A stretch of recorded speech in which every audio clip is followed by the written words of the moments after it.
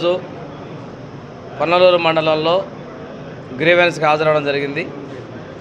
మొన్న జరిగిన మర్రిపూడిలో ఎక్కువ సమస్యల పరిష్కారానికి చొరవ చూపడం జరిగింది. అధికారులు కూడా వీలైనంత ఎక్కువ పరిష్కరించే దిశగా చర్యలు తీసుకుంటా ఉన్నారు.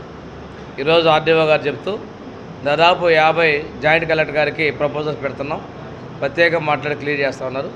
ఈరోజు పొన్నలూరులో తీసుకున్న విషయాల్లో హౌస్ సైట్సు, అదేవిధంగా ముఖ్యంగా అగ్రహారం వైపు సెంటర్లోకి వచ్చేసరికి ఉన్నటువంటి భూములు ఒకళ్ళ భూములు ఇంకొకళ్ళ మీద ఇర్రెగ్యులర్గా మ్యుటేషన్ చేసేసి వాటిని ఒక కులాలతో సంబంధం లేకుండా అనువంశికం అని చెప్పుకుంటూ వీరొక్క కులము వారొక్క కులం తెలిసిన అనువంశం అని చెప్పేసి డాక్యుమెంట్స్ని 4-5 సంవత్సరాల క్రితం మార్చేసి అక్రమంగా రిజిస్ట్రేషన్ చేసినటువంటివి కూడా వచ్చాయి. తర్వాత గయాల్ భూముల్లో ఉన్నటువంటి వాళ్ళకి పట్టాల కోసం కూడా వచ్చి ఇది ప్రభుత్వం అసైన్మెంట్ కమిటీ ద్వారా అర్హత ఉన్న వాళ్ళకి న్యాయం చేసేటువంటి పరిస్థితులు ఉన్నాయి. అదేవిధంగా మిగతా వాళ్ళు ఎలక్ట్రిసిటీ ఇష్యూస్ వస్తున్నాయి.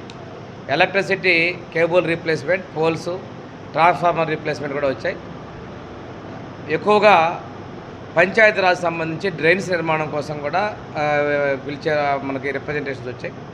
సమస్యలన్నీ పూర్తి చేయడం జరిగింది. ఇప్పటికీ సుమారుగా ఒక 100 పైగా అప్లికేషన్స్ని రిసీవ్ చేసుకోవడం జరిగింది. 100లో కూడా ఎక్కువగా 60 వరకు కూడాను రెవెన్యూ ఇష్యూస్ ఉన్నాయి. ఈవినింగ్ కూడా ఇంకా చాలామంది ఉన్నారు.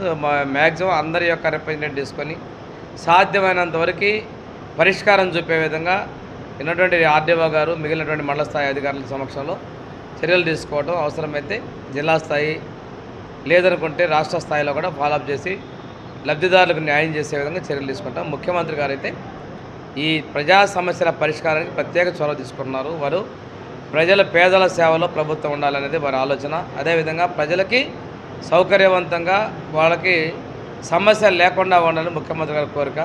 దాని మేరకే తీసుకున్నాం. తర్వాత 10 రోజుల గ్యాప్ తర్వాత నియోజకవర్గంలో మిగిలిన మండలాల్లో కూడా ఈ కార్యక్రమాన్ని చేపడతాను.